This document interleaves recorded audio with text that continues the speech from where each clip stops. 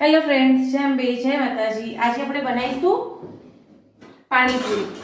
પાણીપુરીનો રગડો ઘરે તૈયાર કરીશું ને પાણી બી તૈયાર કરીશું। પૂરી તો લગભગ બધા બહારથી જ લાવતા હોય અને હું આજે તૈયાર પૂરી લઈશ। કોકર આપણે વિડીયો કરીશું પૂરી બનાવવાનો। ચલો, તેના માટે મેં 3 બટાકા લઈ લીધા છે અને મારા જોડે વટાણા પડ્યા છે, એ વટાણા હું લઈ લઈશ લીલા। તો આપણે કુકરમાં 2 સીટી મારી અને પહેલા એનો મસાલો તૈયાર કરવા માટે બટાકાને વટાણા બાફી લઈશું। મેં લઈ લીધા છે બટાકાના બી નાના નાના પીસ કરી લીધા, એટલે વટાણા ભેગા જ બટાકા બી બફાઈ જાય। એમાં થોડું હળદર અને મીઠું નાખી દઈશું બાફવામાં, એટલે ફટાફટ બફાઈ જાય। જો તમારે કોઈ હેવી ખાવાની ઈચ્છા ના હોય, નાસ્તા જેવું ખાવું હોય, તો તમે આડી મસ્ત ગરમા ગરમ રગડાવાળી પાણીપુરી બનાવીને ખાઈ શકો છો।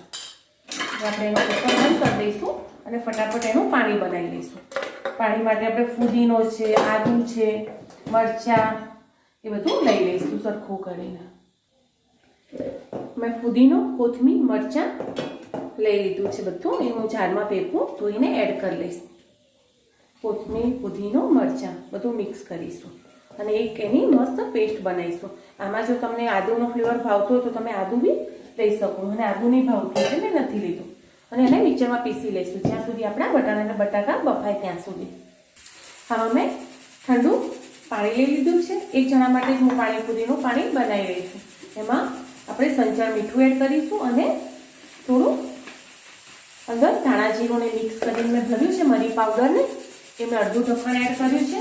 સૌથી વધારે હું એડ કરીશ અંદર ફુદીનો, કોથમીર ને મરચાં। એને કરીશું આપણે મિક્સ મિક્સ મિક્સ।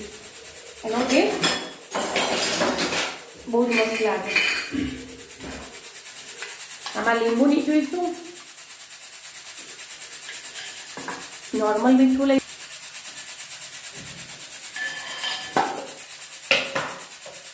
અડધી ચમચી મીઠું છે અને એમાં લીંબુ નીચોઈ દઈશું। ફુદીનો, કોથમીર, મરચાં એ બધું આવી ગયું। ધાણા જીરું મેં મિક્સ કરેલું હતું સંચળ મીઠામાં, એ મેં લઈ લીધું છે મરી પાવડરને અને લીંબુ નીચોઈ દીધું। આ છે આપણી પાણીપુરીનું પાણી તૈયાર। હવે એને ફ્રીજમાં મૂકી દીધું, જ્યારે આપણે ખાવું હોય ત્યારે એને ખાવાનું। અને જો તમારે ગાળી લેવું હોય તો તમે ગાળી શકો છો, તમે મોટા મોટા થોડા ખાવતા હો કોથમીરના એના તો રાખી શકો છો। આ છે મસ્ત ખટ્ટું પાણી। અને જો તમારે આંબલીની ચટણીનું પાણી બનાવવું હોય તો બી તમે બનાવી શકો, પણ હું સ્વીટ નહીં લેતી એટલે મેં ખાલી ખાટું પાણી જ બનાવ્યું। ચલો, આપણે હવે રગડો તૈયાર કરી લઈએ। એના જોડે આપણે ઝીણી ઝીણી ડુંગળી સમાર લઈશું। રગડામાં ગરમ રગડો ને એ પાણીપુરીમાં ડુંગળી ઝીણી ઝીણી બહુ જ મસ્ત લાગે। એના ભેગી અંદર કોથમીર સમાર લેવાની હોય, તમને એવો ટેસ્ટ આવશે જો તમે લારી ઉપર ખાતા હોય। થોડું ઘણું બાકી હોય ને કોઈ બી તો ટેસ્ટ આવ્યો, એમાં ડુંગળીને કોથમીરનો ટેસ્ટ આવશે ને એટલે તમને ખબર જ નહીં પડે કે કંઈ આપણાથી લારી જેવી નહીં બની। લારી કરતાં બી ફ્રેન્ડ મસ્ત બનશે, તમે ટ્રાય કરજો। બહુ જ મસ્ત છે, તીખી ધમધમતી ગરમા ગરમ પાણીપુરી ઠંડી ઉડાડ દેશે તમારે। ટ્રાય ચોક્કસથી કરજો। ચલો, આપણા વટાણા અને બટાકા બફાઈ ગયા છે અને ડુંગળી બી સમરાઈ ગઈ છે, અને એક બાજુ મૂકી દઈએ। જો મેં તમને કીધું ને કે આપણે ઝીણા ઝીણા કટકા કરી નાખીશું ને એટલે મસ્ત બટાકા વટાણા બે ભેગું જ બફાઈ જશે। ચલો, આપણે ગરમા ગરમ રગડો તૈયાર કરીએ।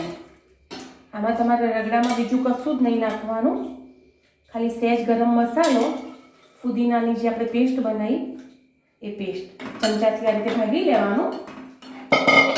Mix mix mix mix mix mix અને જે ફુદીનાનું ને પાણી પેસ્ટ આપણે બચાવી હતી એ અંદર નાખી દેવાની। તમને જેટલી ગમે, થોડી ઘણી ચીની પીસેલી, વધારે પીસેલી, અને નીચે ગેસ આ રીતે ચાલુ કરી દેવાનું અને તેલ લેવાની લારીની। જો પાણી તૈયાર છે, ડુંગળી તૈયાર છે, રગડો ગરમ થાય છે, પૂરીઓ તૈયાર છે। જે મજા આવે પાણીપુરી ખાવાની ઘરે ઊભા ઊભા ઠંડીમાં, જો ઠંડીમાં બહાર ના જવું હોય લારી સુધી, તો જે મેં રીત બતાવી એ રીતે તમે કરજો ઘરે। અત્યારે મસ્ત લીલાછમ વટાણા આવે છે। હવે એમાં આપણે સંચળ મીઠું નાખ્યું છે, થોડું મરચું એડ કરીશું, અડધી ચમચી ગરમ મસાલો, બહુ નહીં, આપણે ઘરના બેસિક મસાલાથી પાણીપુરી તૈયાર કરીશ। હળદર અને મીઠું તો આપણે પહેલાંથી નાખી દીધું। જો રગડો હું તમને બતાવું કેવો બન્યો છે, બહુ જ મસ્ત। ટેસ્ટ તો નહીં કરાવી શકું પણ કલર બતાવું। આ છે આપણો રગડો. હવે હું એક પાણીપુરી ટેસ્ટ કરીશ અને કેવી બની છે કહીશ. એકદમ ગરમા ગરમ, વરાળ બી નીકળે છે. લારી જેવી ચટાકેદાર પાણીપુરી ખાવી હોય ફ્રેન્ડ તો આવી જજો. આ છે આપણી